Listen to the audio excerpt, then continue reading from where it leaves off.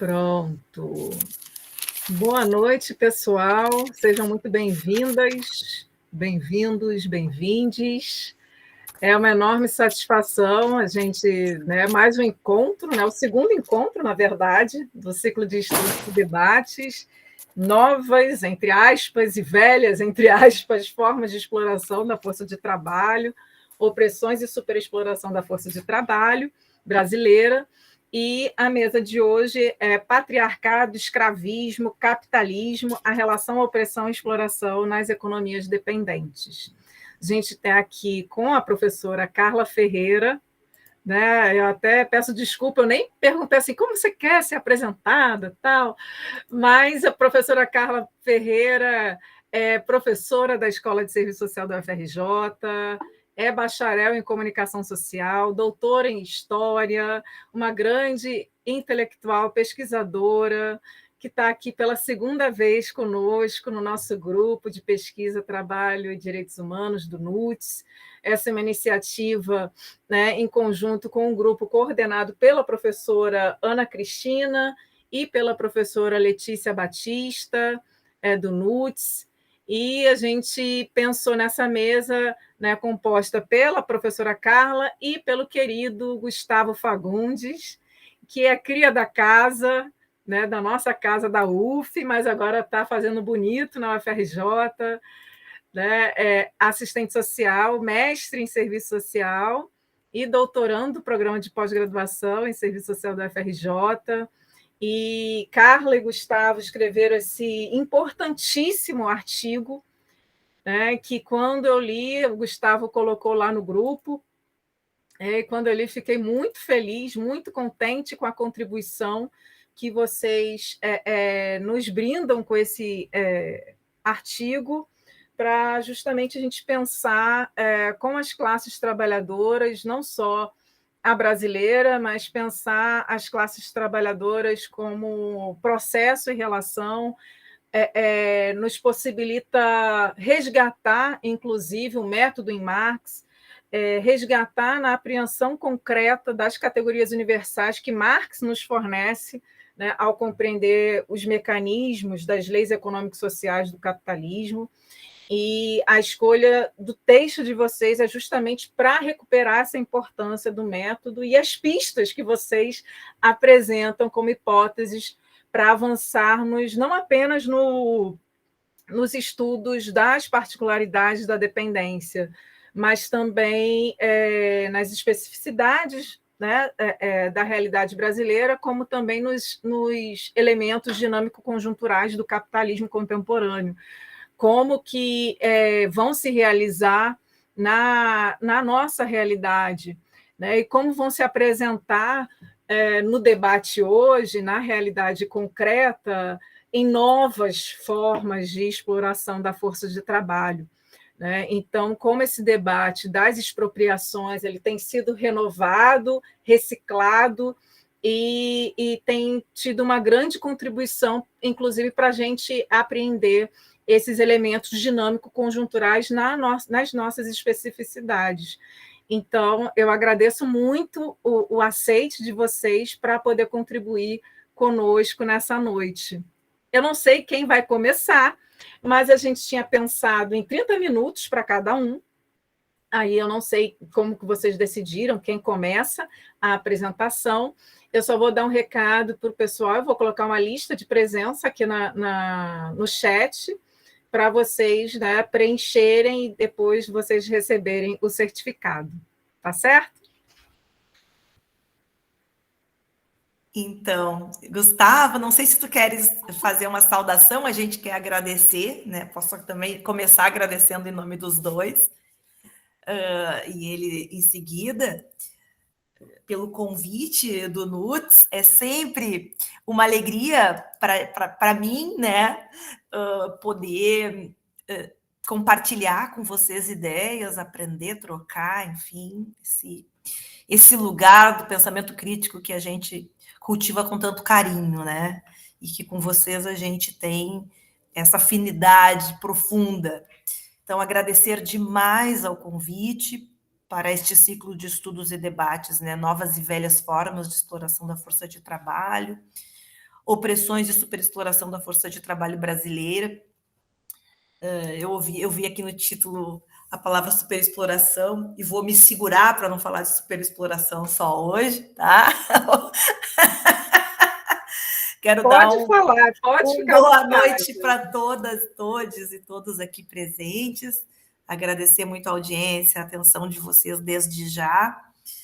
E explicar que a gente pensou, Marcela, depois que a gente perguntou ontem, né, Marcela, por onde, o que tu gostarias que a gente trabalhasse mais de perto, enfim, Marcela já tinha nos explicitou ontem esta preocupação dela com o tema do método e que talvez a gente pudesse trazer para o debate aqui algumas explicitações do método que nos conduziram à elaboração desse artigo. Então, eu e o Gustavo nos dividimos na fala, talvez não utilizemos 1 hora para não cansar muito o pessoal, talvez a gente possa ser um pouco mais breve para abrir espaço maior para o debate, mas nós nos dividimos da seguinte maneira: eu faria uma consideração inicial sobre método, ou seja, o texto subliminar ao artigo, né? O processo subliminar ao artigo, e o Gustavo explicitaria como, desde um ponto de vista do método, aquelas categorias nos ajudam a fazer o movimento da totalização, né? Da análise no sentido de uma totalização científica, digamos assim. Então, não sei, posso começar, Gustavo e Marcela? Posso? Pode, claro. Então, tá. Depois tu saúda o pessoal, então, tá, Gustavo? Pode ser assim? Ele tá tão quietinho, parece que eu tô roubando a palavra aqui. Deixa eu falar, então. Então, na explicitação desses aspectos do método, eu teria 2 elementos preliminares que, digamos assim, são fundamentais para a nossa incursão no debate do método, que a gente vem empenhando nos nossos esforços de pesquisa, que estão orientados na articulação desses diferentes complexos, né, que compõem a totalidade social, a realidade social, a classe, o gênero, a raça, etnia, que, como vocês sabem, é um desafio colocado pela realidade social, né? E essa é uma parte, é uma especificidade do método crítico. Os problemas teóricos e metodológicos a que nós nos dedicamos, eles são produzidos, não são uma escolha arbitrária, né, do cientista crítico, eles são dados pela realidade. Existe uma necessidade política e social de dar conta de um ascenso dos movimentos de mulheres, um ascenso do movimento negro e antirracista, indígena ou originário, como preferirem chamar, a própria crise que todos esses movimentos estão imersos, bem como o movimento as organizações da classe trabalhadora, nós estamos imersos numa profunda crise. Ela é uma crise real, é uma crise que tem a ver com a própria sobrevivência da espécie, uma crise que é múltipla, inclusive ambiental, como você sabe.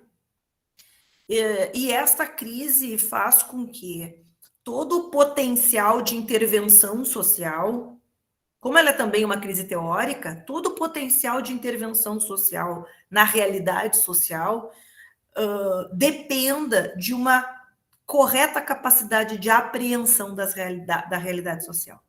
Então, por isto, o tema do método é tão importante, e eu estou muito de acordo com a Marcela em hierarquizar a importância do método e a recomendação fervorosa para todos nós que estamos aqui, eu incluída, né, que nós tenhamos cada vez e sempre uma dedicação e um cuidado de acurar a nossa apreensão do método. O método crítico, ele parte... Bom, antes de falar do método crítico, esses outros elementos preliminares que eu queria enfatizar, e aí tem a ver com por que a TMD é uma referência para nós nessa reflexão. Por quê? Porque diante desta imensa crise teórica, política e social, que estão todas vinculadas, não houvesse uma crise teórica tão profunda, a crise social talvez contasse com organização com musculatura para enfrentar, e nós vemos que nós não estamos nessa situação. Então, ela é uma crise teórica também, é uma crise de direção política, que estão imersos o conjunto dos movimentos sociais que fazem vida na nossa realidade social, na nossa sociedade. Então, dada esta questão, por que a teoria marxista da dependência? Né? Eu quero só justificar, de um ponto de vista teórico preciso, por que a TMD? Por quê? Neste contexto de crise que não é recente, ela data lá dos anos 60, 70, vem se arrastando, não é linear, com diferentes momentos de menor ou maior profundidade nessa crise. Uma das dificuldades que o campo marxista, o campo crítico apresentou historicamente é a dificuldade em exercitar uma abertura metodológica radical na apreensão do desenvolvimento histórico, de modo a considerar horizontes de possibilidades inscritos em cada momento. O que é isso, Carla, que tu acabaste de nos dizer? Isto é o que o István Mészáros, você sabe, filósofo húngaro muito importante, marxista, apresentou como uma dimensão fundamental do método. A abertura metodológica radical para a mudança histórica. O que significa isso? Significa que em cada conjuntura histórica, em cada momento como o que nós estamos vivendo hoje, o método crítico não pode assumir uma postura teórico-metodológica que obedeça a uma lógica positiva, necessária, desprovida de contradição. O método crítico, ele precisa ter a capacidade de incorporar, em seus termos de referência, a mudança estrutural como parte objetiva, dinâmica, historicamente determinada que a própria realidade social tem. Isso quer dizer que o presente ou o passado, quando a gente estuda processos passados, ele contém em si diferentes possibilidades de desenvolvimento. E não apenas aquela possibilidade que se confirmou. Quando a gente estuda o passado, a gente estuda o pretérito do passado, o futuro do passado. A gente está olhando o passado a partir do que se confirmou. E isso vale para o presente também. Nós estamos estudando a realidade atual e precisamos estar atentos para possibilidades que, mesmo que com dificuldade de se realizar na prática, estão inscritas como possibilidades do presente. Isso é incorporar a possibilidade da mudança ao método. E nisso reside uma diferença brutal em um método que se torna dogmático, um método que se fecha à abertura histórica e o método que está aberto para as possibilidades que em cada momento estão inscritas na realidade social. Então, esse é um elemento do método que me parece fundamental e que está presente no nosso artigo da seguinte maneira: nós observamos a realidade, percebemos os conflitos presentes nessa realidade e nos ocupamos desse conflito. O conflito aparecia claramente como um conflito de método quando nós observamos que por exemplo, uma ruptura entre o que é uma particularidade no capitalismo e o seu vínculo, a sua relação com a universalidade. Então, veja bem, este elemento do método está presente na explicação sobre o machismo e o patriarcado, e o heteropatriarcado. Esse elemento do método está presente na explicação das causas do racismo estrutural, para alguns autores, não para o Silvio Almeida, quero deixá-lo livre disto, e também comparece quando muitas vezes se analisa o capitalismo dependente como uma particularidade desligada da totalidade do modo de produção capitalista. Então, este elemento do presente, esse conflito do presente, mal solucionado nas análises com as quais estamos nos confrontando, nos mobiliza para buscar uma apreensão da realidade que incorpore não só este conflito, mas também a possibilidade da sua superação. Certo? Não sei se eu estou sendo muito abstrata aqui, não é a minha intenção, mas é um elemento um pouco mais abstrato esse mesmo. E a TMD, os autores da TMD, que têm a maior parte da sua produção concentrada nos anos 60 e 80, incorporaram esse elemento de abertura histórica na sua produção e na sua praxis. Por isso, para nós, são referentes importantes, não apenas do ponto de vista das contribuições, ainda que datadas, que eles fizeram, no sentido de que elas foram inscritas, foram produto de um determinado debate de uma época, embora sigam vigentes, boa parte das assertivas que fizeram. E por isso falamos sempre na vigência do pensamento desses autores, Vânia Bambirra, Rui Mauro Marini, Teotônio Santos, mas porque, do ponto de vista do método, eles nos ensinam essa abertura histórica. Uma abertura que incorpora não apenas as estruturas dadas, mas o movimento que a história vai produzindo novo. A história vai produzindo relações novas. A sociabilidade humana é repleta de muito mais riqueza do que uma análise estrutural puramente pode fazer, né? Então, isso é um elemento muito importante que está inscrito no nosso esforço de pesquisa que redundou nesse artigo, que eu agradeço as palavras gentis da Marcela, é fruto dessa perspectiva, né, digamos assim, de incorporar essa dimensão do método na análise. E aí, nisto, né, se inscreve a compreensão também como um segundo elemento, um segundo aspecto preliminar do método que me parece importante, o fato de que a realidade, como que nós, desde um ponto de vista do pensamento crítico, encaramos o que é a realidade, né? A realidade social se constitui para nós não como um dado, como algo que, digamos assim, por um lado, ela tem um caráter ontológico, uma existência independente do sujeito que investiga.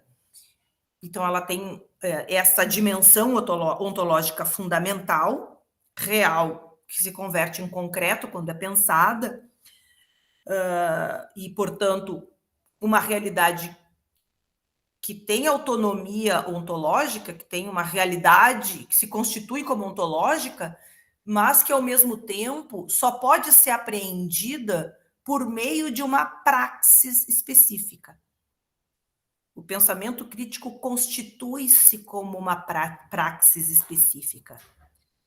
Uma praxis específica que permite uma aproximação sucessiva com a realidade social, que a compreende como uma unidade estruturada, hierarquizada, como um complexo de complexos, né? Aqui no nosso artigo nós estamos analisando o complexo das relações de gênero, pensando o patriarcado nas suas diferentes formas históricas e procurando compreender o elemento que estrutura o patriarcado no capitalismo. A mesma coisa o racismo, que é outra relação transhistórica, que no capitalismo também se estrutura a partir de um elemento nuclear que é diferente das demais formas que o racismo assumiu na história, que o racismo não, que a escravidão assumiu na história. Falei de racismo? O racismo não, a escravidão.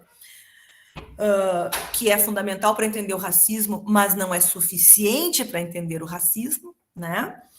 Então, vejam, complexos, o complexo da classe, a classe trabalhadora no capitalismo dependente e a violação das condições de reprodução da vida social da classe trabalhadora por meio da superexploração do trabalho, ou seja, como esses diferentes complexos se articulam. Então, quando nós, desde um ponto de vista da teoria crítica, nos deparamos com a realidade, ela aparece se não dispomos da disciplina mental que a teoria crítica nos oferece, nós caímos rapidamente ou no relativismo metodológico, que leva a uma postura contemplativa e a dificuldade em hierarquizar os momentos mais significativos para compreender a realidade social em relação a outros que não são tão significativos. Então, a realidade passa a parecer caótica, porque ela se converte num conjunto de aparências que nós não conseguimos compreender os nexos entre esses elementos, não conseguimos totalizar, né?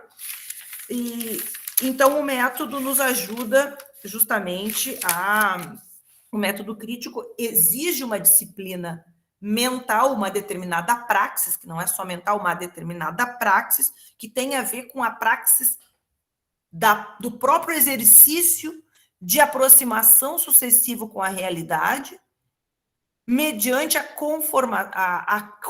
apreensão das categorias, das relações fundamentais que estruturam e hierarquizam essa realidade. Eu sempre dou o exemplo para os meus estudantes que são bichos lá na Escola de Serviço Social. Vocês conhecem, vocês já conhecem o FRJ? Aí eles dizem assim, não, professor, a gente só andou aqui no campus. Bom, querido, se vocês forem ao campus do Fundão, forem ao Museu Nacional, vocês talvez sigam sem conhecer. Se vocês visitarem todas as salas, conhecerem todos os CPFs de todos os professores, de todos os alunos, contarem as árvores do campus e desenharem todos os prédios, vocês vão seguir sem conhecer a UFRJ. Porque conhecer uma determinada dimensão da realidade não consiste em conhecer todos os seus detalhes. Consiste em compreender as relações fundamentais que estruturam essa instituição. Então, para conhecer o FRJ, é muito melhor vocês olharem a história da universidade para descobrirem que ela foi um espaço de difusão do racismo eugênico no Brasil, que tivemos os principais intelectuais propulsores do racismo eugênico no Brasil. Assim vocês talvez conhecendo a história da UFRJ, conhecendo a composição social dessa universidade, conhecendo como as cientistas produziram historicamente menos que os cientistas, porque elas cuidam de vida reprodutiva, mesmo sendo professoras. Então, vejam bem, a teoria crítica, ela se atenta para as relações fundamentais. Ela não se perde nos detalhes. E, para isso, é preciso a tal da praxis teórica, como eu costumo chamar, uma determinada...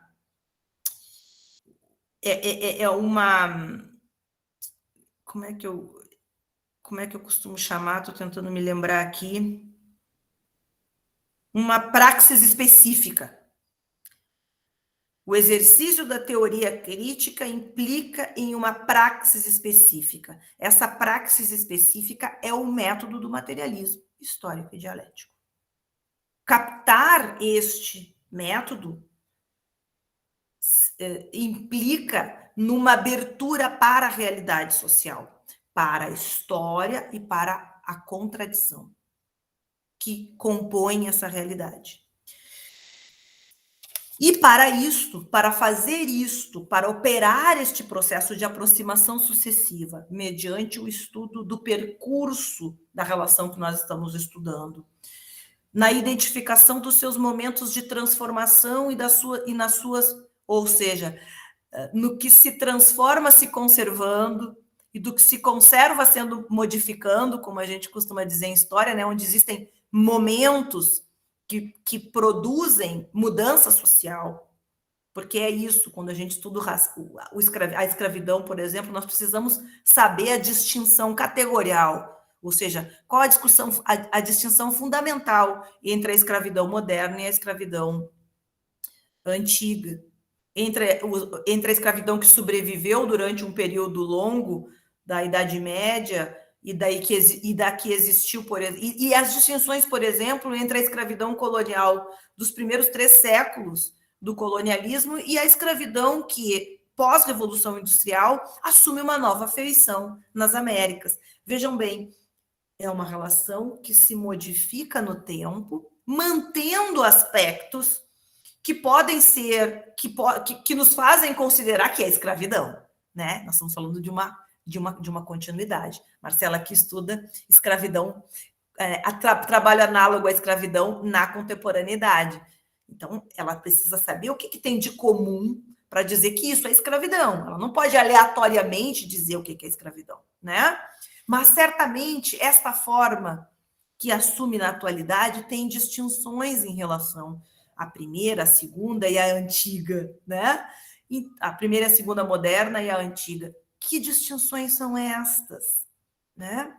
Então, vejam bem, são aspectos do método que me parecem muito importantes, que estão subliminares à nossa elaboração, à nossa formulação. Eu já estou concluindo para passar para o Gustavo.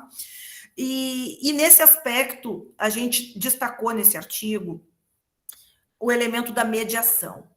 Por que o elemento da mediação é tão importante no método crítico? Porque o processo de totalização, aquele que não permite que você cinda o singular, o particular e o universal, porque você é capaz de estabelecer os nexos entre essas diferentes dimensões da realidade social, estas mediações são fundamentais. Sem mediação, não se consegue fazer a transição, a conexão entre este universal que se universaliza particularizando-se. Um exemplo bem simples disso. Nós estamos todos aqui, Marcela, Gustavo, Marcos, Luísa, Daniele, Franciane, somos aqui um grupo de pessoas. Todos nós fazemos parte da humanidade. Mas a humanidade só existe concretamente por meio da existência individual e particular de cada um de nós. Então, nós trazemos em nós a dimensão universal da humanidade, mas a minha humanidade, a humanidade da Carla, pode assumir lá uma forma particular de ser exercitada via uma solidariedade social, via o amor, né? A humanidade só existe por meio dos indivíduos reais e concretos. Não existe uma humanidade na nuvem, uma humanidade genérica, ainda que seja uma dimensão genérica de cada um de nós e universal, que nos universaliza como seres humanos. Então, quando nós pensamos em capitalismo dependente, quando nós pensamos em patriarcado, pensamos em classe social, pensamos em racismo, pensamos em machismo, nós estamos falando de relações que se particularizam. Elas têm dimensões, participam de uma certa universalidade, quando pensadas mais isoladamente como unidade de análise desse complexo, como um complexo próprio, que tem um percurso próprio, mas elas só existem concretamente mediante as relações sociais reais históricas.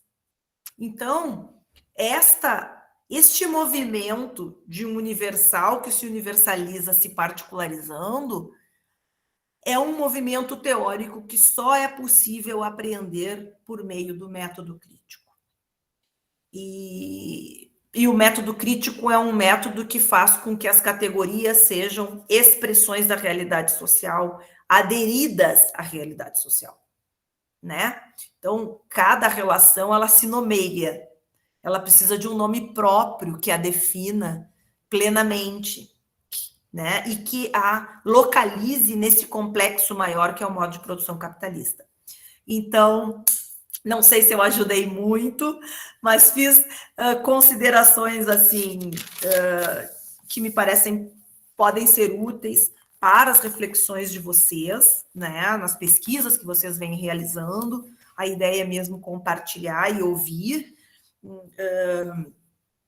Penso que o método crítico é o único que pode nos afastar de concepções teóricas que são ou contemplativas, ou empiristas, ou diletantes, portanto, que tenham aderência à realidade social, sentido emancipatório, né? Compromisso com a emancipação humana, e por isso, para nós aqui, particularmente no Serviço Social Brasileiro Crítico, é algo com o qual nós precisamos casar definitivamente na nossa prática acadêmica, política e social. Obrigada, gente. Passo para o Gustavo aqui. Muito obrigada, Carla. Excelente. Depois a gente vai passar para o debate, mas foi preciosa essa sua fala sobre o método. Preciosíssima. Agora apresento novamente o Gustavo para dar continuidade aí ao nosso debate. Muito obrigada, Gustavo, mais uma vez. Boa noite, gente. Eu que agradeço imensamente o convite para estar aqui com vocês, debatendo participando, né, desse ciclo de debates, que até não só pela temática de hoje, mas pela temática do conjunto das mesas, dos espaços, traz para a gente à luz uma série de reflexões, de elaborações, de debates que estão, como o próprio nome diz, combinando novas e velhas formas de exploração, né, entre aspas, como a Marcela lembrou no início, mas que trazem à luz uma série de reflexões que são fundamentais, e aí, como a Carla falou a respeito do método, né, para iluminar as nossas reflexões e as nossas movimentações no tempo presente, como também para que a gente consiga contribuir nas reflexões sobre o tempo histórico e os quais a gente apontam tendências muito importantes para a reflexão sobre o tempo presente. Estou muito feliz pelo convite, por estar aqui com vocês nesse debate, nessa conversa. Acho que a Carla já trouxe de início um pouco daquilo que está não diretamente explícito, né, mas está implícito no artigo que nós escrevemos, desenvolvemos em conjunto e que foi colocado como tema para essa conversa, para esse encontro de hoje, onde a gente apresentou algumas hipóteses. Eu vou tentar desenvolver, não diretamente um relato, né, sobre o artigo, mas apontar algumas pistas sobre essas hipóteses, sobre temas que a gente vem pesquisando, enfim, um pouco da agenda de pesquisa que a gente vem encaminhando e construindo nesse momento. Apontando ainda já de início sobre não vou me ater diretamente ao debate sobre o método que a Carla fez, mas sobre essas temáticas que nós discutimos e elaboramos no artigo. Um dos elementos centrais do qual ela já colocou e que faz parte da nossa reflexão é de problematizar a tendência à cisão da relação totalidade e particularidade, né? Um elemento que pode nos fazer, no âmbito das reflexões e das pesquisas, né, do rol de investigações que a gente faz, em alguns equívocos, né, de parte metodológica, que na compreensão seja de ignorar as particularidades, de dar um sentido majoritário aos elementos da totalidade, ao mesmo tempo que podemos incorrer em equívocos em totalizar as particularidades, né? Então, é fundamental questionar essas perspectivas e apontar a inseparável conexão entre esses elementos, e que a exposição sobre o método já nos apontou esse tema, né? Então, elementos como a relação modo de produção e formação econômica e social, temos muitas das vezes nos estudos e debates sobre formação econômica e social, de galgar essa categoria como se fosse um modo de produção ou cindir essa relação. Da mesma forma, quando falamos sobre o caráter estrutural, seja do heteropatriarcado, seja do racismo, sobre o capitalismo. E vou tentar colocar aqui para vocês um pouco também de exemplos dessa insuficiência, né, da utilização das categorias mediadoras para a articulação teórica das relações de gênero, das relações étnico-raciais como estruturantes da formação econômico-social do nosso país, mas mantendo a relação inseparável também dessa formação particular do nosso país, vinculada diretamente ao modo de produção capitalista, né? Não na tendência de cisão, mas uma tendência de manter a permanente relação entre essas categorias, entre particularidade e totalidade. É importante também que parte dessa dificuldade em não compreender, né, essa tendência à cisão desses elementos tem um fundamento real, né, que é a respeito de novas tendências e relações que são parte do capitalismo dependente, dessa formação econômica independente da nossa formação econômica independente. Entretanto, é preciso, a partir do rigor teórico metodológico, que a gente tenha a compreensão de que a particularidade é sempre uma parte irredutível da totalidade social hierarquizada e estruturada. Então, a particularidade, ela não nega a totalidade. Pelo contrário, né? A particularidade, ela justamente confirma a totalidade. Dito isso, um primeiro ponto que eu quero ressaltar é a respeito, e aí vou chegar lá na frente, é da necessidade da ultrapassagem pelo campo crítico, né, do conjunto da tradição marxista, de concepções que insistem na construção de dualismos entre opressão e exploração, ignorando o caráter da opressão, o caráter estrutural de um conjunto de opressões, e aqui eu vou explorar mais a partir da relação do conjunto das opressões, principalmente o heteropatriarcado, o machismo estrutural e do racismo, relacionado ao valor da força de trabalho, né? A força de trabalho enquanto mercadoria, em como esse conjunto de opressões relacionado com também o conjunto de explorações e a expropriação e a alienação, que são os elementos que nós trabalhamos no artigo, se relacionam numa tendência a equalizar por baixo o valor da força de trabalho.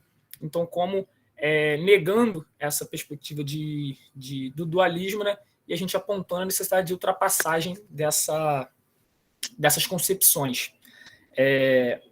Então, inicialmente, eu vou partir desse ponto.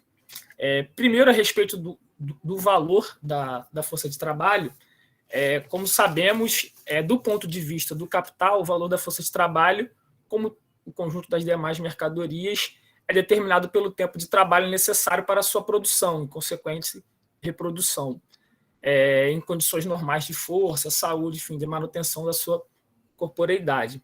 Portanto, num primeiro nível de análise, o valor da força de trabalho corresponde ao tempo necessário à produção dos meios de subsistência. E aí, inclusive, indo direto nas elaborações do Capital, a gente percebe que, inclusive, um trecho do Capital, onde o Marx aborda que se o proprietário da força de trabalho trabalhou hoje, ele tem que poder repetir o mesmo processo amanhã sob as mesmas condições no que diz respeito à saúde e força. A quantidade dos meios de subsistência tem, portanto, de ser suficiente para manter o indivíduo trabalhador como tal em sua condição normal de vida. Porém, e aí entramos na necessidade da construção das mediações, como bem desenvolveu a Carla, o valor também é uma relação social que corresponde às condições de reprodução do conjunto da classe trabalhadora, onde as próprias necessidades naturais são diferentes de acordo com o conjunto das formações, certo?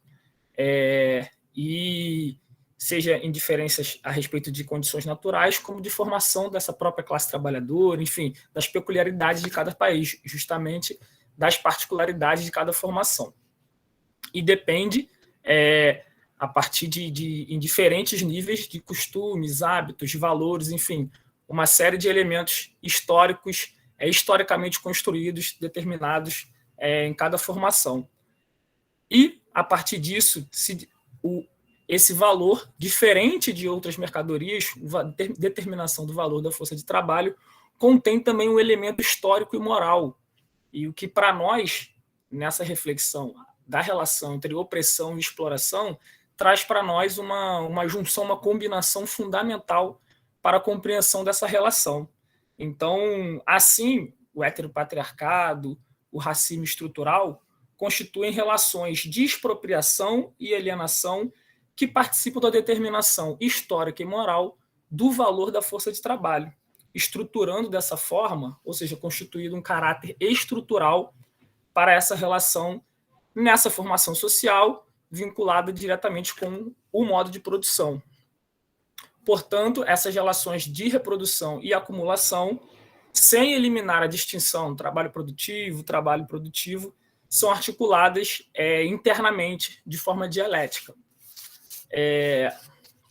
Dessa forma, as relações constituídas no conjunto dessas relações de opressão, heteropatriarcado, do racismo, possuem um caráter, seja estrutural, seja estruturante no âmbito das relações capitalistas. E aí a gente entra num nexo que a Carla abordou, eu vou desenvolver melhor aqui, que justamente a partir desse adiantamento que eu dei sobre o valor histórico e moral da força de trabalho, isso se desenvolve no âmbito de um país já, podemos dizer, com a formação econômica e social do Brasil, já com as relações plenamente capitalistas, podemos dizer assim, não só pelas raízes colonialistas, mas por particularidades determinadas nessas formações sociais, seja pelo papel da escravidão na Revolução Industrial, seja pela transição do regime de trabalho num país com a formação como a nossa, ou seja, da transição da escravidão para um regime assalariado, e que, sobretudo, porque o racismo, considerados esses elementos históricos e morais normais de reprodução da força de trabalho, se converte em estratégia alienante do capital para responder constantemente ao rebaixamento dos salários do conjunto da força de trabalho, um rebaixamento esse abaixo das condições normais do valor da força de trabalho. E aí, normal aqui, não no sentido de um estágio normal de exploração, mas num estágio normal dos salários que seja possível garantir uns meios mínimos de subsistência para o conjunto dos trabalhadores na venda da sua força de trabalho, né? Ou colocar a sua força de trabalho no mercado. Dessa forma, seja o heteropatriarcado, o machismo, como o racismo, funcionam, são relações funcionais como mecanismos regulador das relações no âmbito dessa formação social. Mas não só restrito a isso, como também no âmbito das relações de dependência, no âmbito das relações na dinâmica com o imperialismo. Dessa forma, a compreensão que nós trazemos, seja no artigo, seja num conjunto de outras elaborações sobre a temática, diz respeito a avançar numa agenda, num programa de pesquisa, isso não diretamente eu e a Carla, mas outros pesquisadores desenvolvem essa temática, a gente se apropria dela, de uma negação da relação da escravidão, principalmente diretamente do século XIX, da escravidão no Brasil, da escravidão no sul dos Estados Unidos, né, escravidão em outras partes do mundo, como em Cuba, por exemplo, através de uma pujante produção açucareira naquele território, isso no século XIX, de uma relação direta entre a escravidão no século XIX, nessas localidades, com o centro, podemos dizer assim, o centro nervoso das relações capitalistas mundo afora, ou seja, impondo via já a divisão internacional do trabalho e a vigência do mercado mundial, já na virada da metade do século XIX para frente, essa conexão direta entre os centros de produção vinculados à escravidão com a dinâmica do capitalismo via o mercado mundial. Então, isso coloca para a gente que a dinâmica imposta a posteriori pelas relações, principalmente nesse caso, do racismo, diz respeito não a uma herança do passado, diz respeito não a raízes colonialistas, num afã de negar as conexões dessas relações com o modo de produção capitalismo, quando justamente é o oposto, onde essas relações possuem uma conexão com não o nascedouro, mas a difusão já, mundo afora, das relações capitalistas de produção. E por que o século XIX é tão central nessa elaboração e traz luz para a gente sobre esse elemento? Justamente pelo espraiamento, no século XIX, de uma série de inovações tecnológicas, de uma série de inovações fruto da Revolução Industrial e que demonstram como esse conjunto de inovações e transformações produtivas no centro capitalista dizem respeito a transformações na produção também, na base do trabalho fruto do trabalho de homens e mulheres escravizadas, que faz com que a escravidão tenha que se tornar mais intensa, ou seja, violando ainda mais os corpos, os saberes daqueles indivíduos, numa tentativa, e que se efetivou, de se tornar cada vez mais produtiva. Inclusive, o Marini, lá no Dialética da Dependência, ele coloca para a gente que as nações, naquele momento colonizadas, a sua produção participou de forma coadjuvante com o desenvolvimento capitalista, a Revolução Industrial nos países centrais capitalistas. Então, isso para a gente já dá algumas pistas investigativas sobre essa temática. E aí, avançando frente a isso, com a equalização por baixo do valor da força de trabalho, e aí falando mais diretamente das relações no Brasil, entendemos como fundamental a transição do regime de trabalho, né, da escravidão para o trabalho assalariado, como um momento central, e aí não diretamente 13 de maio de 1888, mas o processo histórico, né, econômico, social, e aí a gente utiliza bastante as elaborações do Clóvis Moura, mas não só, sobre a temática, de 1850, do que ele vem chamado de escravismo tardio, até esse período transitório, as primeiras décadas do século XX, como essa transição do regime de trabalho, combinada não só aos aspectos diretamente da relação trabalhista, como os aspectos de alienação e de expropriação, não diretamente só de exploração, como fundamentais para uma subalterna incorporação do indivíduo negro, do sujeito negro ao mercado de trabalho no Brasil, e que isso impõe uma composição subalterna no conjunto do mercado de trabalho e de uma população que vem a ser a maior parte da população brasileira, do conjunto da classe trabalhadora, ou seja, impondo uma pressão superior a uma pressão já normal, que persiste no Exército Industrial de Reserva, a equalizar negativamente o valor da força de trabalho. Então, sendo essa, passadas a cumprir uma exigência do modelo dependente, né, da dependência no Brasil.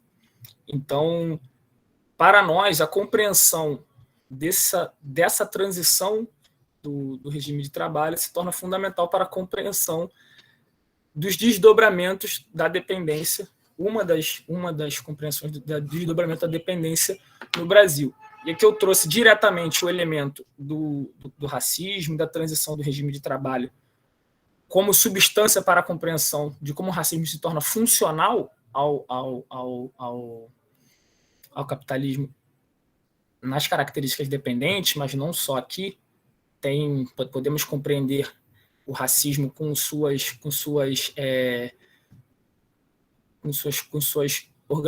forma organizacional distinta, mas vigente em outras formações econômicas e sociais. Podemos dar exemplo de imigrantes em países da Europa Ocidental, podemos até mesmo, no âmbito de um mesmo país, como no Brasil, de uma opressão regional que persiste em algumas regiões do nosso país. Mas essa opressão, o racismo, não é a única que se torna funcional a essa formação econômica e social, como também é do heteropatriarcado, que, frente a o que a gente aborda no artigo sobre a violação de saberes e dos corpos, a expropriação de saberes e corpos das mulheres, que impõe um rebaixamento também contribui a equalizar esse rebaixamento do valor da força de trabalho. Então, combinadas essas características de opressão, combinadas à alienação, um caráter extremamente alienante, de expropriação e de exploração. Então, esse conjunto de elementos que eu abordei tende a, e aí, frente ao desenvolvimento e as transformações não o desenvolvimento diretamente, mas as transformações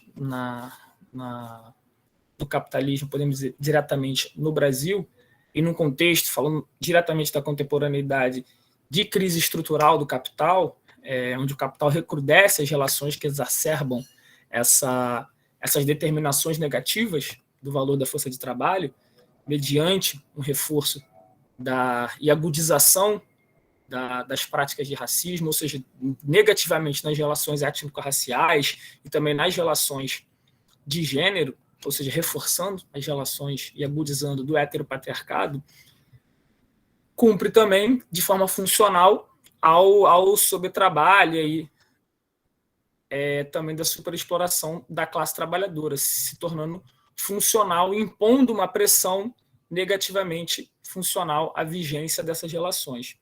Então, utiliza-se desse conjunto de opressão como estratégia para contrarrestar a crise, agudizando essas relações de opressão. Então, opera, portanto, de uma forma sistemática para equalizar por baixo o valor da força de trabalho. E aí, por que eu decidi trazer mais diretamente desenvolver sobre o valor da força de trabalho? Justamente como um dos temas que a gente mais debateu e se empenhou na construção do artigo, que a gente vem conversando bastante, é da necessidade, como eu falei no início da apresentação, dessa ultrapassagem do campo crítico, da criação dessa dualidade entre opressão e exploração, e também ultrapassar, a partir do campo crítico, da tradição marxista, da construção de perspectivas que tendem a cindir essa relação totalidade-particularidade, e que, nesse caso, para a gente, é uma perspectiva que tende a cindir a permanência direta da opressão no âmbito das relações que fazem parte das classes sociais. Então, na concepção que apresento aqui para vocês, e que está presente no artigo também, frente às hipóteses que a gente apresentou, de estar implícito a plena conexão e vigência das relações de exploração, expropriação e exploração no conjunto das relações dessa formação econômico-social, desse modo de produção. E aí, vamos ao debate, tocar o barco aí para a gente seguir a conversa. Obrigada, Gustavo, excelente. Eu estou aqui com a minha cabeça fervilhando, né? E aí eu vou só apontar alguns elementos que vocês tocaram para a gente abrir para o pessoal falar, mas eu fico pensando como é importante a gente, e vocês trazem isso tanto no texto, mas como também na apresentação de vocês, a importância da perspectiva ontológica. E quando se traz, né, essa importância no método de análise, e quando Carla menciona que estamos vivendo, né, não só uma crise estrutural do capital, mas uma crise teórico, política, social, né, a gente pensar justamente como que este modo de produção, este modo de organização da vida social, ele se propaga para todas as esferas da vida, e como na sua constituição, na sua forma de se constituir e de se estruturar e se desenvolver, ele acaba ocasionando um processo permanente de cisões. E cisões que são constitutivas no seu processo ontológico, da sua especialização, ramificação, mas que são cisões aparentes, em que, na sua necessidade de uma razão instrumental pragmática, vai ocorrer essa cisão, né, do trabalho produtivo com o reprodutivo, do trabalho manual com o intelectual, a hierarquização do trabalho, a hierarquização entre nações, no sentido, essa cisão ela traz elementos necessários para o desenvolvimento, inclusive, das forças produtivas, técnico-científico, que, na aparência, são cindidos, né? São seccionados, mas que, na verdade, na essência, no seu fundamento, eles estão ali imbricados. E cabe a nós, por meio do método em Marx, né, pela perspectiva ontológica, capturar esses fundamentos, né? Então, quando a Carla fala, né, a gente não pode se perder nos detalhes, a gente tem que buscar esses fundamentos, esses movimentos constitutivos. E aí é impressionante como que essa aparente cisão, que, na verdade, objetivamente, na vida concreta, ela se põe, ela se constitui, ela vai dar o sentido, inclusive, do heteropatriarcado, vai dar o sentido, inclusive, da própria teoria das raças no final do século XIX, com Gobineau, se estabelecer, se constituir, ainda que ela tenha sido, né, conforme Lukács põe lá no livro Destruição da Razão, ela tenha sido destruída na Revolução Francesa cientificamente, a gente vai ter ali o germe constitutivo de uma burguesia, ainda que revolucionária, defendia seus interesses particulares, então renovar esses elementos de uma suposta racialização da humanidade vai ser fundamental para essa hierarquização das nações, para o avanço da civilização. Então, como que, inclusive, nesse processo de segmentação, né, do real para o desenvolvimento técnico-científico, ele vai ser, né, concomitante a esse processo do próprio pensamento burguês, que é dualista, né, entre a razão instrumental, pragmática, né, a razão formal, abstrata, e o irracionalismo. Então, como que o racismo, né, e o heteropatriarcado eles vão ser permanentemente reciclados, reorganizados nessa estrutura para justamente dar respostas, né, como vocês bem apresentaram, às necessidades, né, contrarrestantes, né, do capitalismo. Né? E aí, falando em termos mais claros, né, para quem não acompanha aí a discussão marxiana sobre o que seriam esses elementos contrarrestantes, são como se fossem respostas, né, do capitalismo, né, das forças burguesas, para enfrentar as suas contradições inerentes. Então, a gente vai ver justamente essa forma, né, como que o racismo e o heteropatriarcado eles funcionam nas economias dependentes. Eu gostaria que vocês falassem um pouco mais sobre isso, sobre como eles funcionam, como esse mecanismo justamente para compensar essas transferências de valor como intercâmbio desigual, né, na dinâmica mesmo do mercado mundial, e aí vai ser uma particularidade, né, brasileira, a particularidade das economias dependentes, que, como a Carla falou, o racismo ele não só existe, a Carla e o Gustavo falaram, né, não existe só no Brasil.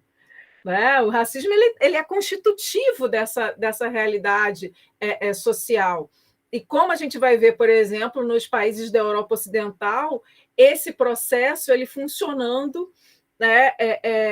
Penso muito na contribuição do Pietro Basso, falando sobre a condição dos imigrantes, né? Para rebaixar, e como esses imigrantes também vão ser racializados. Né? Vão estar ali perpassados por esses determinantes ontológicos. Né? Então, como... Ela, mais do que isso, quando a gente analisa do ponto de vista desta dialética centro-imperialismo-dependência, vamos dizer mais precisamente, imperialismo-dependência, as relações de superexploração, elas criam condições de rebaixamento do valor da força de trabalho em escala mundial. Sim, ele funciona como um elemento contrarrestante, né, da lei da queda tendencial. Então, a gente vai ver que nós estamos agora aqui discutindo muito, eu, Matias, Adriano, Cadu, e eu sou inclinada a pensar que esse processo de rebaixamento ele já está assumindo, digamos, assumiu uma condição de generalização, não da superexploração, mas do rebaixamento do valor da força de trabalho a níveis mais ou menos insuportáveis, a níveis de violação do valor inscrita na lei do valor, como diz o Matias. Então, de forma ampla, ou seja, cumpre um papel histórico que não é só para a população racializada ou migrante, cumpre um papel histórico que já nessa quadratura histórica de crise estrutural rebaixa o valor do trabalho em escala mundial. Aí, entende? Ou seja, é uma dialética que a gente tem que observar essa dialética também no tempo. Porque com crise estrutural e a extração desse mais valor, dessa forma como é feita, né? Extrapolando os limites físico-psíquicos da classe trabalhadora, e para isso o capitalismo de plataforma vem como uma luva, né? E é parte desse processo, desse esforço do capital por meio da técnica de extrair trabalho sobre trabalho, porque, digamos, é a forma mais geral, né? Sobre trabalho de uma forma sistemática, digamos assim, para dar conta desta crise, né? E tudo isso articulado em diferentes níveis, digamos assim. Porque se a gente pensar na superexploração como a superexploração ela tem um núcleo de expropriação, o seu núcleo interior tem um processo de expropriação, porque existe uma apropriação do fundo de vida ou do fundo de consumo, ou do fundo de consumo. Isto é roubo, não é troca de equivalente. Mas esse roubo ele acontece via a extração de mais-valia absoluta e relativa. Quer dizer, é como se você pegasse a mais-valia e esticasse. Né? Esticasse. Ao ponto de se apropriar do fundo de vida e do fundo de consumo. Então, é a própria mais-valia absoluta e relativa exacerbada, tendo uma repercussão tal sobre a reprodução da vida social, da vida da classe, que implica na violação das suas condições de reprodução. Então, é muito lindo quando a gente consegue ir conectando esse conjunto de relações fundamentais, porque a relação fundamental é que ajuda a realmente decifrar e complexificar a relação fundamental com a realidade, com os elementos da realidade, me parece um esforço no qual nós precisamos nos encontrar mais, sabe? Porque eu acho que a força do pensamento crítico e a superação dessa crise que nós estamos vivendo passa por isso, passa por nós termos a capacidade coletiva, assim como gerações anteriores que conseguiram produzir processos revolucionários tiveram a capacidade de nos encontrarmos em um grande programa comum, né, de enfrentamento à tarefa de desvelar a realidade que a gente está inserido. Te interrompi para dizer tudo isso, dizer que a superexploração não é uma ainda que se articule historicamente como uma relação estrutural aqui, vinculada às transferências de valor e a cisão nas fases do ciclo do capital, né? Ou seja, conformando uma série de tendências adicionais no valor, elas, no movimento de volta na totalização, ela repercute sobre o conjunto do modo de produção.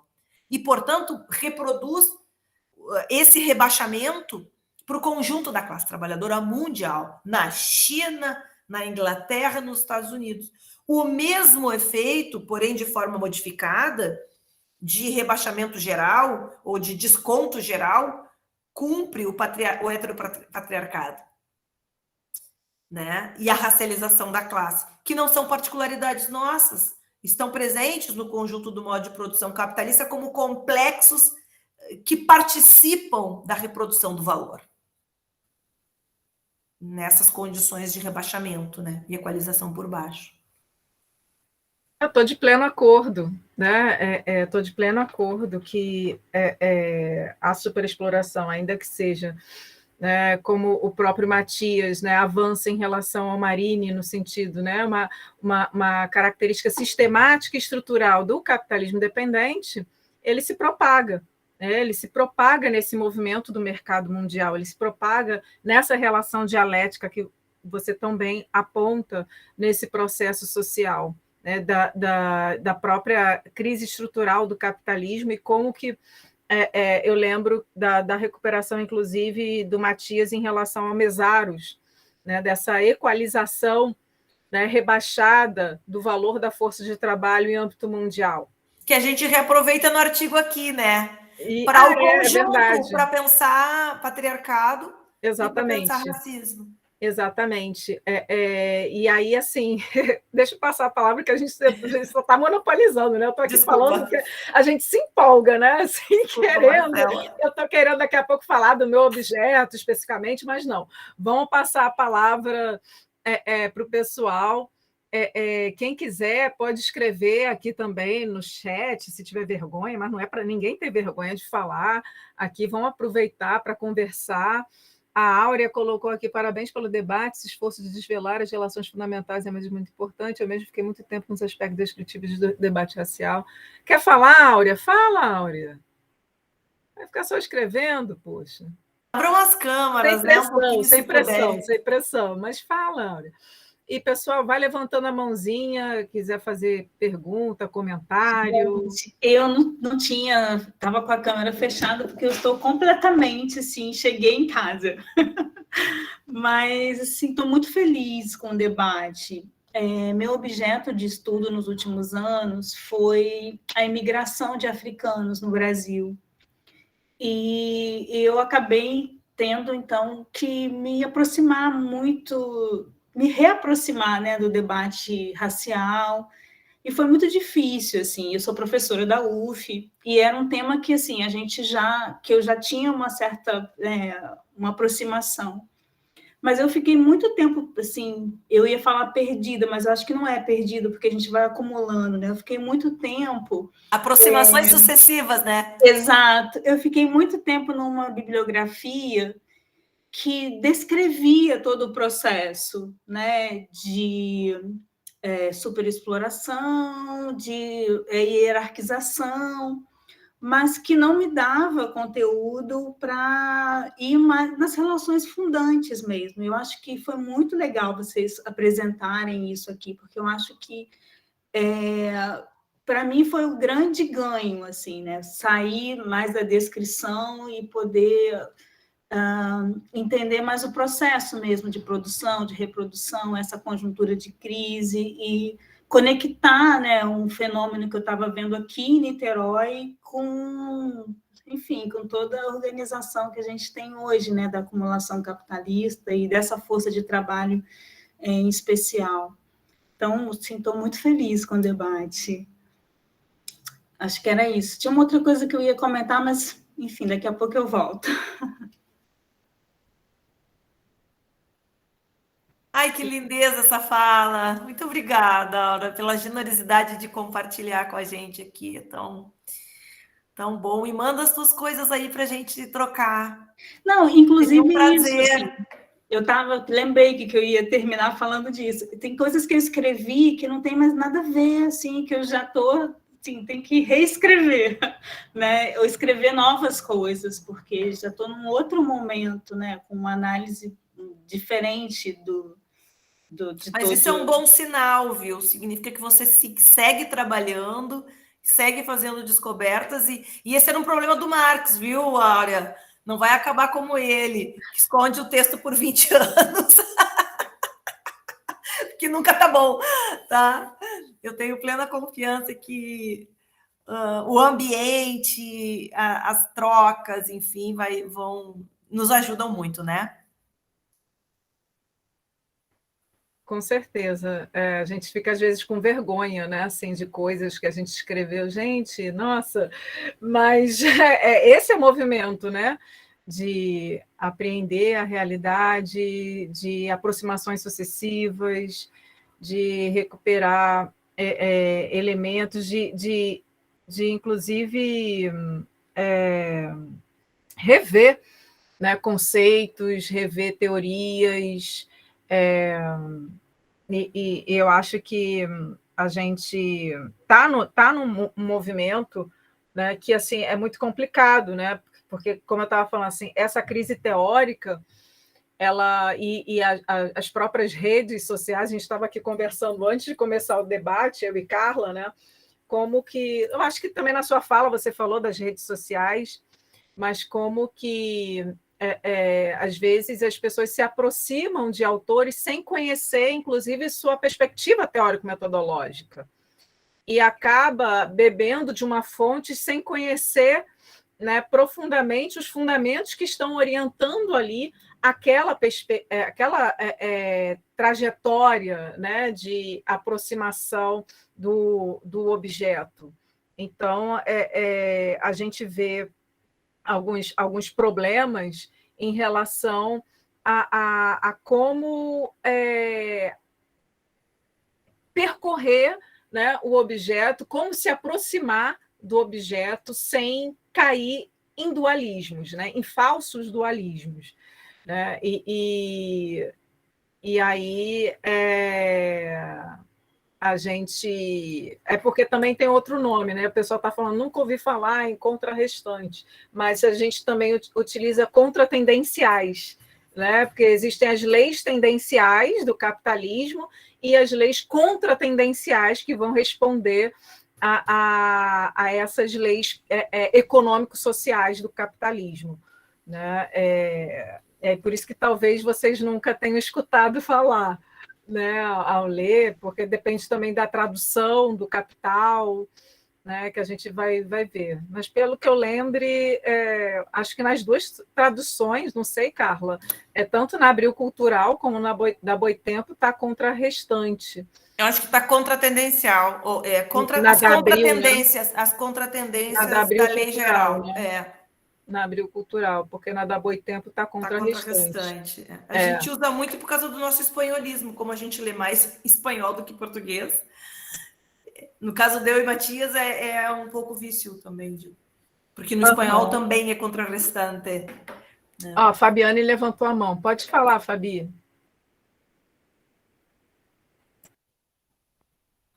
Boa noite, queria dar boa noite primeiramente e agradecer pela contribuição, porque eu vou falar sobre samba e mulheres negras na minha dissertação. É me orientando, Carla. Por isso que eu falei cheia de intimidade, Fabi.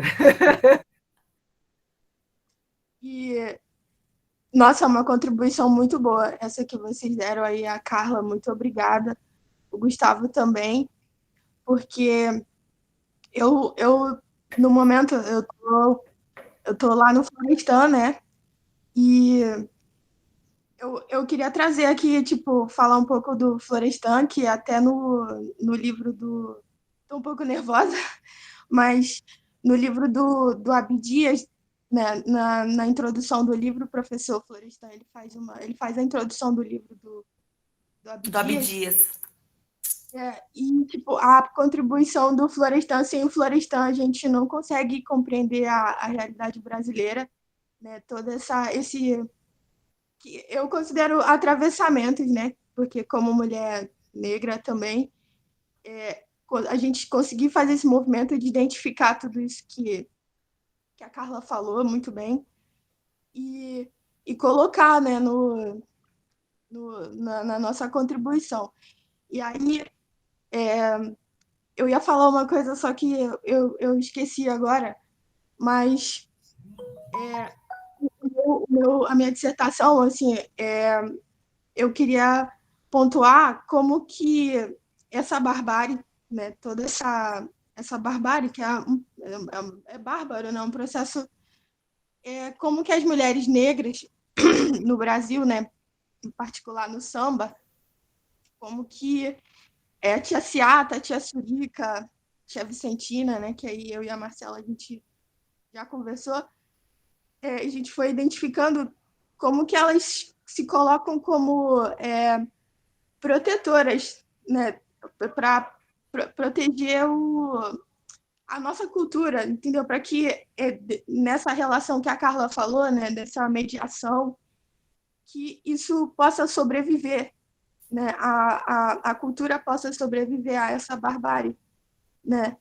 E, bom, eu estou na caminhada, estou escrevendo. Ela falou dissertação, mas ela ainda está no TCC, tá?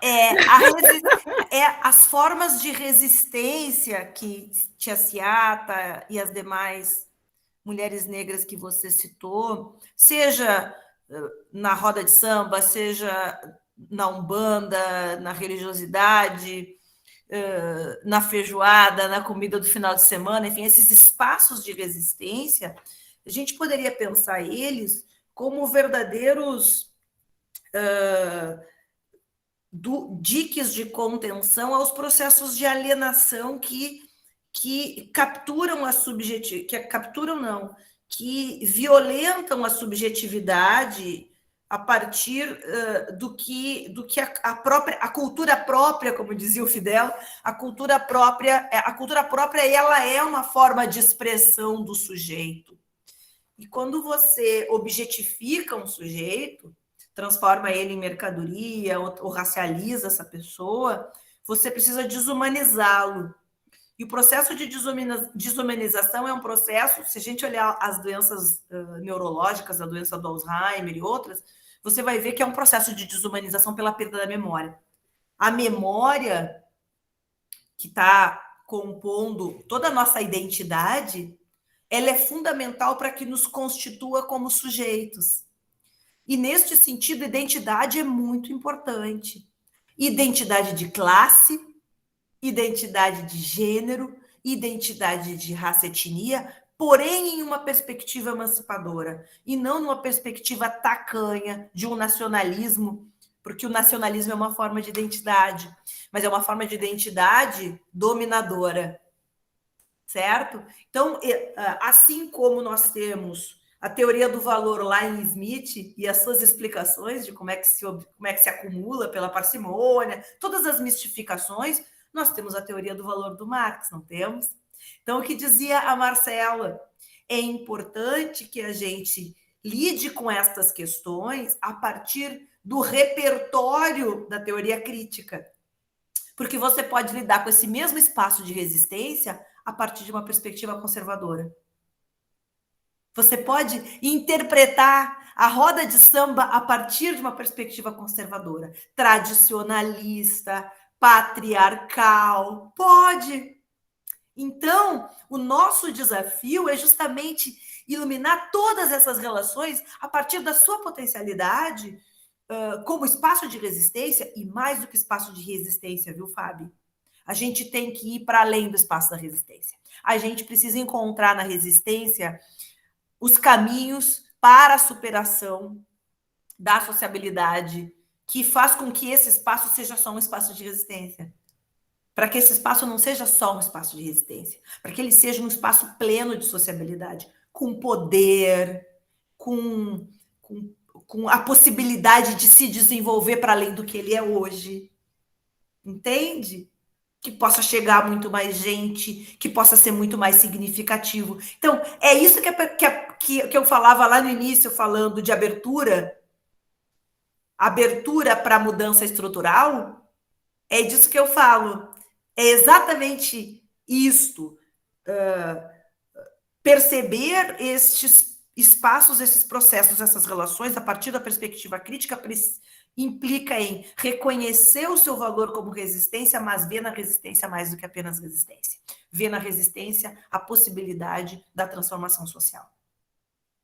Pois é, e só antes de passar para a Fabi de novo, a gente está vendo como nessa perspectiva conservadora, em relação às tias, né? O que é valorizado delas? A feijoada, o trabalho reprodutivo, sendo que o que a Fabi está querendo demonstrar é que elas não estão apenas no trabalho reprodutivo, mas estão garantindo a resistência cultural e, além disso, compondo sambas. Né? Criando, aí que está o para além do resistir.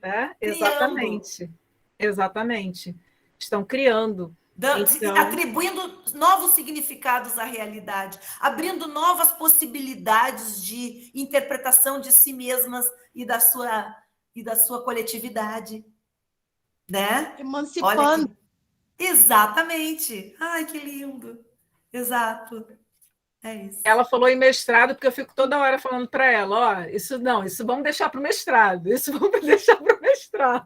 Vamos agora focar nisso. Aí eu acho que de tanto que eu falo, ela falou dissertação. Eu já estou lá, né?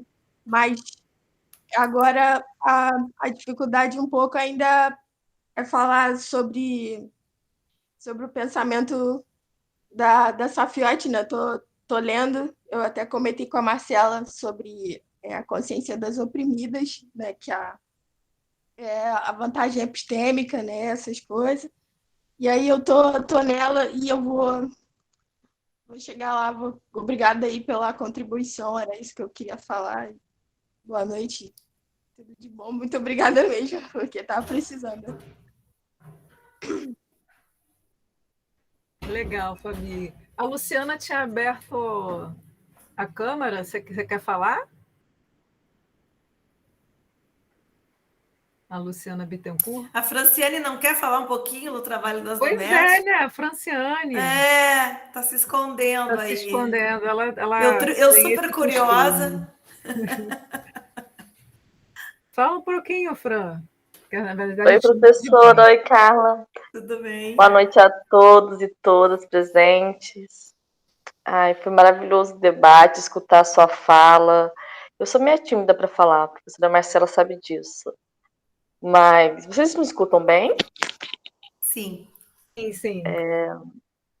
Mas eu estou desenvolvendo aí, né? Nessa caminhada com a professora Marcela aí, desvendando o trabalho doméstico no Brasil e está sendo, ao mesmo tempo que eu sinto revoltada de algumas coisas quando eu começo a ler, a debruçar, né, os textos e ver reportagens, eu começo, sabe, a indagar o sistema que nós estamos, as formas de opressões que vêm surgindo, né, sobre as mulheres, principalmente as mulheres negras.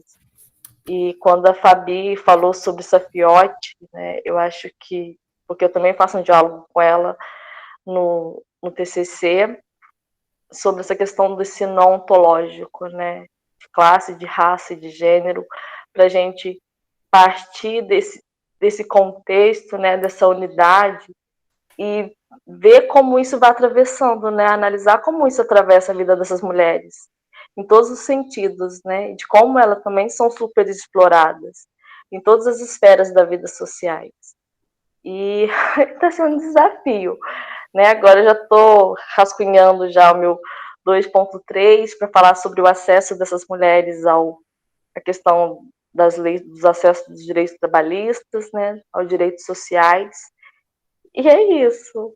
E vamos ver no que vai dar. Espero ficar bom, né? Estou me esforçando muito nas leituras, né? Como a professora Marcela já falou, no grupo do grupo lá de pesquisa que nós temos, nós lemos a Vânia Bombirra, então também no primeiro capítulo eu faço o traçado da formação social brasileira, junto com Florestan Fernandes, para chegar também a analisar como se deu, né, a nossa formação, que é uma coisa constante, que ela não se encerra, e pegar esses elementos para a gente entender, né, como ainda o trabalho doméstico ele é mascarado pela questão da escravização. E é um pouquinho sobre isso. É TCC, é TCC. É o TCC. Tenho esse livro novo, eu acabei de ler, viu? Li agora no verão, rapidinho, o livro da Juliana Teixeira. Vocês leram? Chegaram a ler? Trabalho doméstico? Não li. Não li. Sim, eu comprei ele. Franciane tô lendo, né? Eu fichei todo esse livro. Se tu quiser, eu te mando as fichações, porque eu tenho pode enviar, eu aceito. Fiquei curiosa de saber como é que vocês veem essa questão, como é que vocês veem a categorização da Safiotti, se vocês fazem uma crítica, se posicionam sobre a formulação emprego doméstico, ou não, se não chegou nesse ponto, enfim. Ela ainda não chegou nesse ponto. Não chegou, né? Tá bom. Isso vai ficar para dissertação. Para dissertação, né? Tá certo. Não, legal, ainda não tô Franciane. nesse ponto. É um tema importantíssimo. Eu lembro que eu fiz ela ler aquele textinho da própria Vânia Bombirra, né, que sobre fala... a patroa, Exatamente. A tipologia da patroa. Eu digo, sabe o que eu queria escrever sobre isso, que eu não escrevi? Vai, Franciane, vê se pega a ideia e usa. Com certeza. Olha, a Vânia, quando faz a tipologia da patroa, na verdade, ela está descrevendo como o patriarcado não é uma relação natural, é uma relação social. E, portanto, as mulheres burguesas, elas reproduzem o patriarcado de uma forma tão explícita na relação com a empregada doméstica. Então, quando você exercita a função de patroa, você, na verdade, está reproduzindo o patriarcado. E, com isso, a Vânia desnaturaliza a relação social do patriarcado como se fosse algo dos homens contra as mulheres, o que é verdade, acontece, existe essa dimensão, mas não é apenas isso.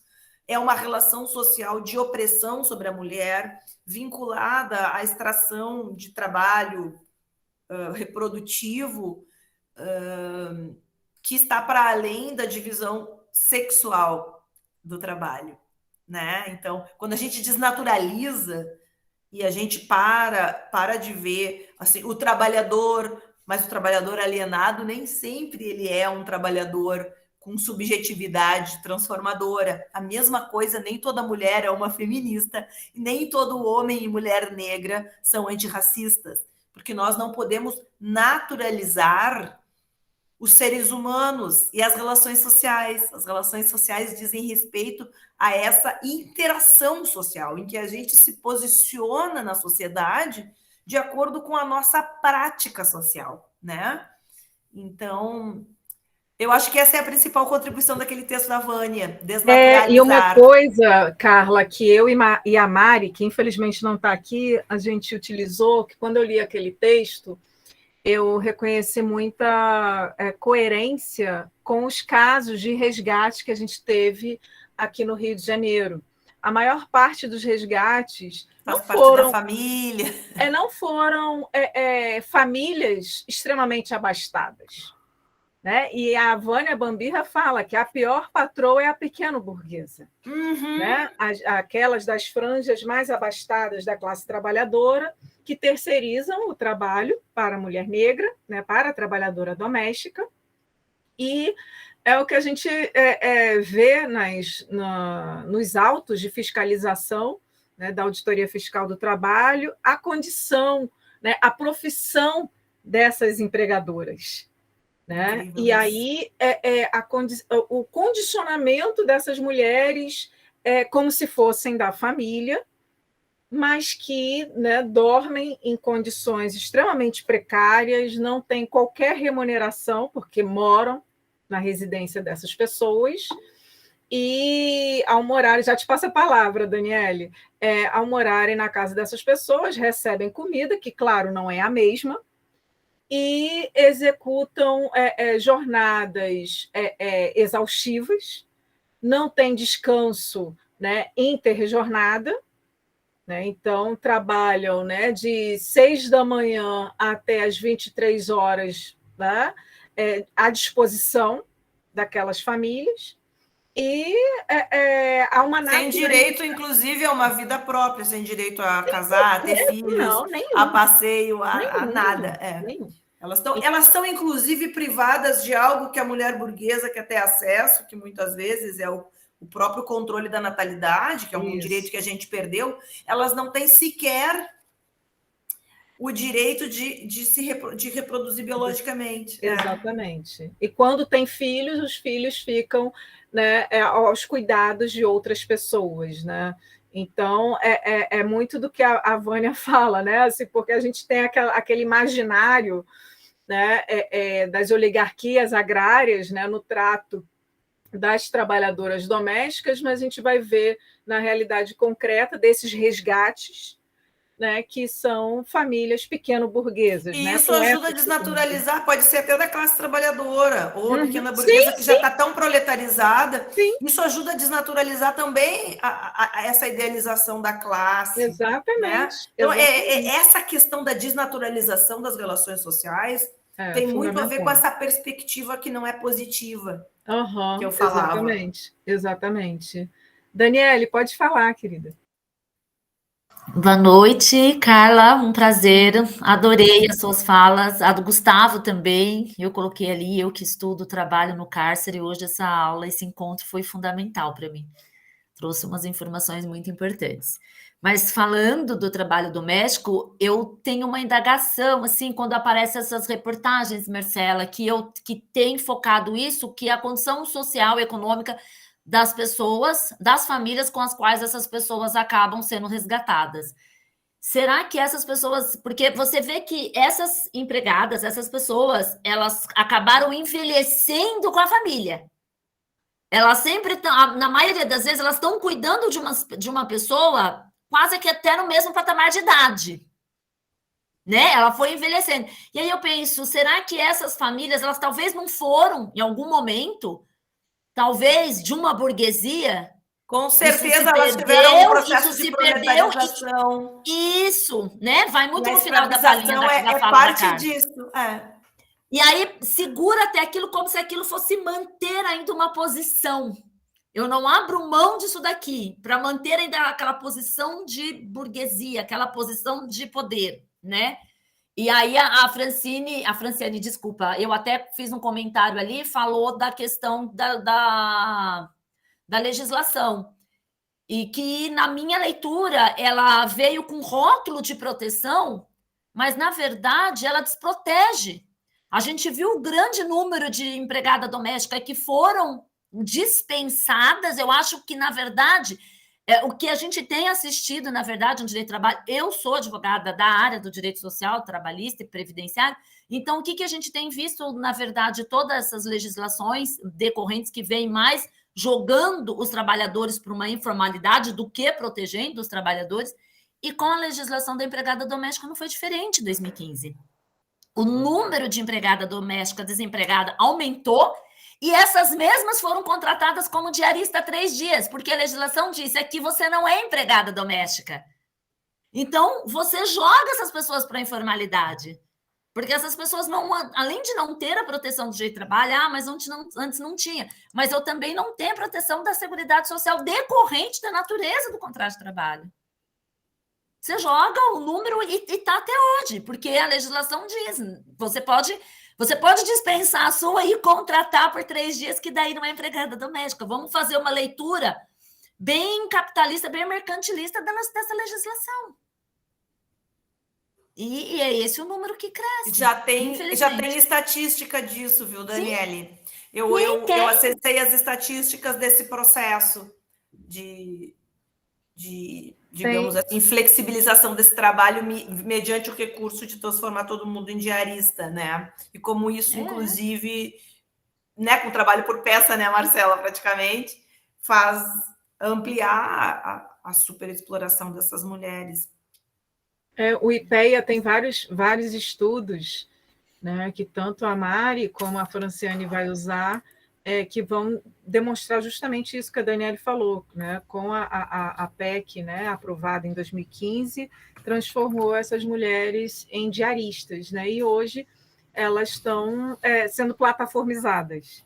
Né? E em relação ao que você falou da proletarização, ocorre também, mas também tem um movimento muito antigo, que não são necessariamente famílias, né, da alta burguesia ou média burguesia, mas que utilizam-se do método da adoção à brasileira para terceirizar esse trabalho. Então, são meninas adotadas, entre aspas, desde 8 anos de idade, para cuidar de outras crianças, para cuidar de todo o trabalho reprodutivo. Então, a gente tem uma série de perfis, né, de empregadores.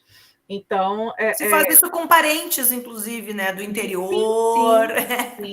Sim. Primos distantes, não vamos dar oportunidade, ele vem. Inclusive, até o Florestan Fernandes fala sobre isso, né, sobre as parentelas, né, e como essas pessoas vão ser utilizadas para o trabalho semi-escravizado. Né? Então, a gente tem uma heterogeneidade muito, muito vasta e que, com o caso da Madalena de Minas Gerais, teve uma maior visibilidade e as pessoas estão denunciando pelo Disque 100, porque a gente tem o problema da inviolabilidade da propriedade privada da família tradicional brasileira. Né? Então, a gente, os auditores fiscais não podem adentrar, né? Eles só podem a partir de denúncia. Então, fazer essas fiscalizações. Então, todas essas fiscalizações ano passado, foram 27 pessoas resgatadas em todo o Brasil do trabalho doméstico, e tem crescido cada vez mais as denúncias, né?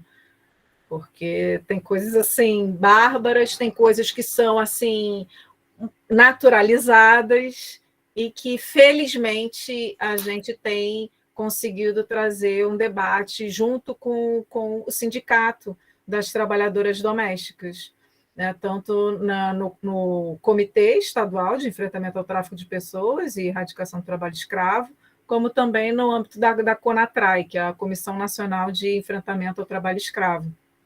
Então, isso tem sido desnaturalizado e tem sido aí uma forma de diálogo direto, porque muitas trabalhadoras domésticas fazem as denúncias no sindicato.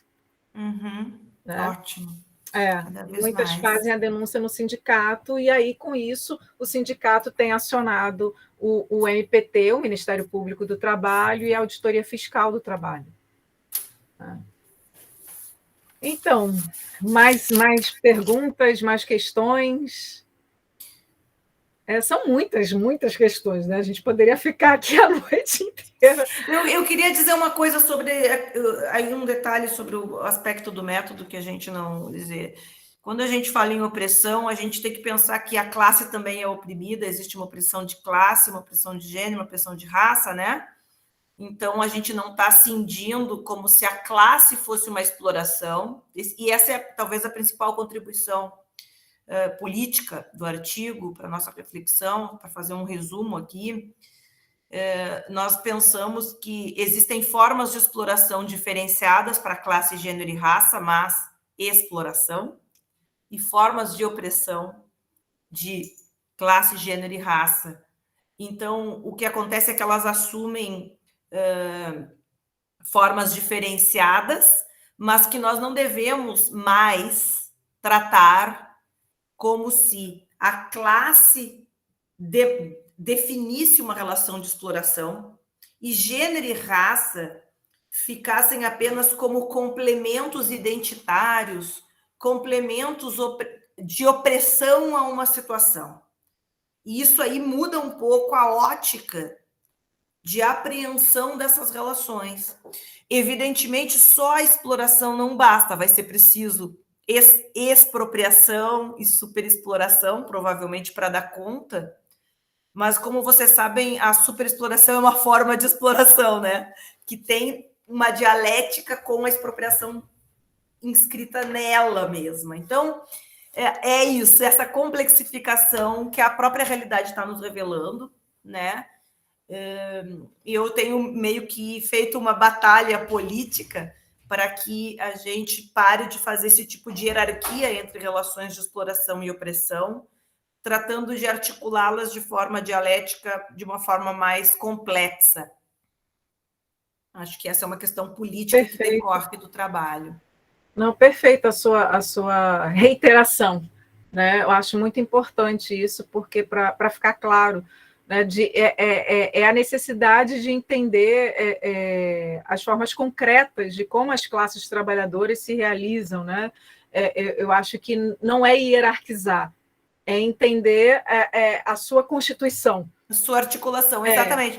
E eu pensava assim, muitas vezes eu leio, agora eu estava lendo, no livro desse não sei se ainda está aí a Franciane, no livro da Juliana Teixeira, muitas vezes ela está relatando, ela está articulando, ela está fazendo um esforço de articular pela via da interseccionalidade, raça, gênero e classe. Então, ela faz a classe interseccionalizada com o gênero, o gênero interseccionado com a raça, enfim. Só que tem um problema. Ela identifica relações que são de opressão de classe, que é elitismo mesmo. Você está sendo tratada desta forma porque você é pobre, não porque não necessariamente porque você é negro ou negra. Só que tudo virou racismo, no caso. Quase tudo virou racismo. Ela não conseguiu identificar porque, em alguns casos, a pessoa está sendo subordinada a uma relação de inferioridade, está sendo inferiorizada por ser pobre. E, às vezes, está mais ou menos claro que é por ser pobre e ela atribui a raça, ou ela atribui o gênero, mais a raça em geral. Então, eu acho que a gente ainda precisa entender um pouco a opressão de classe. A opressão de classe. Essa cisão tem favorecido a que todas as opressões que vêm sendo analisadas crescentemente não enxerguem que aquele homem negro e aquela mulher negra que estão sendo objeto de opressão não estão sendo objeto de opressão exclusivamente por sua cor ou por seu gênero. Muitas vezes, e quase sempre, porque são pobres e periféricos. E isso tem sido cada vez mais... Fica muito num segundo plano da análise. E isso é um problema. Porque é óbvio, né, que vai ter essa heterogeneidade, né, a racialização, a regionalização da classe trabalhadora, né, mas apagar a opressão, né, constitutiva, né, da classe social, né, é que não se pode perder. Para mim, isso é muito visível porque eu venho do Sul. Eu vivia numa cidade agora, durante a pandemia toda, que é uma cidade branca. Quase não se vê pessoas negras, que é a Serra Gaúcha. E, assim, o elitismo contra os pobres, para nós, é muito explícito. Se tu tá com um carro velhinho, um Fiat 96, e chega no pátio de uma chácara de classe média, eles te param e perguntam quem tu é e te botam para correr. Mas se você chegar com um carrão do ano, as pessoas vão dizer, mas quem é o senhor? Vamos tomar um cafezinho, entendeu? A questão da classe fica muito clara quando todo mundo partilha do mesmo tom de pele. Mas quando a gente tem uma classe racializada, muitas vezes, dadas essas cisões na análise que a gente está aqui tentando, de alguma maneira, enfrentar como um problema, de repente, essa dimensão da classe some, né? Desaparece. Claro, a classe é negra, né?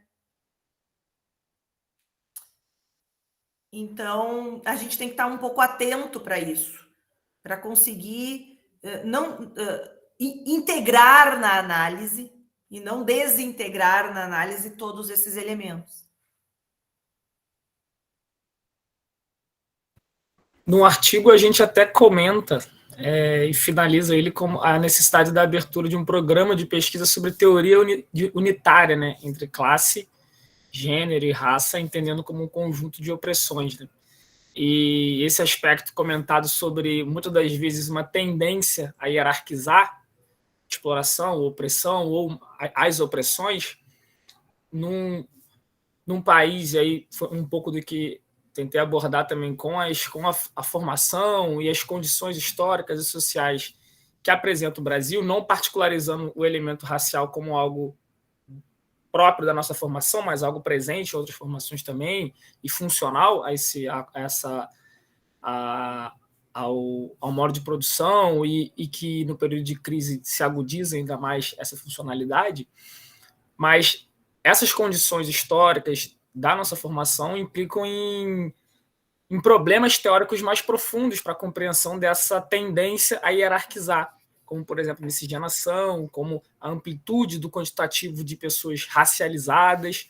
Isso acaba gerando problemas teóricos, no caso, para desvelar essa tendência à hierarquização, né? Que muitas das vezes tende a suprimir a opressão de classe ou suprimir o rol de exploração e expropriação nas análises. Então, é de fato um dilema teórico de grande monta para a gente desvelar. Isso. Sim, sim. A gente tem que, né, aprofundar esses elementos, né, que, na verdade, a minha cabeça ferve, nos elementos que não há uma hierarquia, né, na relação opressão e exploração. No entanto, na minha análise, há uma hierarquização entre a classe trabalhadora no sentido do acesso aos direitos laborais, do acesso às suas condições, né, de vida, né? Então, acho que a gente tem que, né, esmiuçar esses elementos. Na realidade, a realidade ela é hierarquizada. Exato. A luta não pode nos dividir. Exato, é isso. É isso. É como a gente estava falando, assim, na realidade, há uma cisão entre trabalho manual e trabalho intelectual, na vida concreta, há uma ramificação dos saberes. Isso é funcional ao capital. Nós precisamos compreender isso. Exatamente. Então, assim, eu quis frisar isso para não criar confusão, né? Para as pessoas Fizeste muito bem. Não pensarem que, assim, na vida concreta há uma hierarquização entre as classes trabalhadoras. Né? Há uma regionalização, no sentido aqui no Rio, né? O povo nordestino é subalternizado, né? Ele vai ter a sua força de trabalho rebaixada. Então, no entanto, na análise, né, dessas relações de opressão e exploração não existem. Né? Nós não podemos reproduzir. Exatamente. É justamente isso. A perspectiva crítica não pode reproduzir elementos da realidade acriticamente. Exatamente. Nós precisamos reconhecer a hierarquia da organização da realidade social, porque a realidade é altamente organizada. Quando a gente fala aqui em níveis de determinação, a gente está falando disso. Uhum. O valor, ele organiza o conjunto das relações. O patriarcado organiza um complexo imenso de relações, mas não todas. Veja bem, é o valor que é a relação predominante e articuladora e mediadora do conjunto do artigo. Ele é o nexo que conecta heteropatriarcado, racismo e classe. E superexploração, etc. É a teoria do valor. Então, é o valor, o elemento que nos permite mediante mediações como expropriação, exploração, alienação, a articular esse conjunto de complexos. Então, existe uma hierarquia, inclusive teórica. Agora, a nossa resposta não pode ser assim, a classe trabalhadora ou o colorismo. Não pode ser essa a resposta. Nós não podemos aderir a uma perspectiva que, ao reconhecer uma hierarquização na vida social, a tome como natural e desejável e reproduzível, né? É isso. Alguém mais tem algum comentário a fazer, pergunta? Acho que a gente atingiu o nosso teto. Eu amei o debate. Ficou gravado, né? Vai ficar gravado. Eu vou parar a gravação daqui a pouco. Eu vou disponibilizar o link e depois vou subir no YouTube. A Daniele está parabenizando, né, o debate. Eu agradeço imensamente vocês terem participado, Carla e Gustavo, e todas aqui presentes. E a gente segue na luta, né? Se vocês quiserem fazer uma fala final, fiquem à vontade. Mas a gente segue na luta, estudando bastante e dialogando, né? Dialogando para a gente avançar, né? Na apreensão da realidade, construindo teorias revolucionárias para avançar numa praxis emancipatória, né? Muito obrigada, gente. Vou aqui parar aqui a gravação, que eu nem lembro como que... aqui, pronto.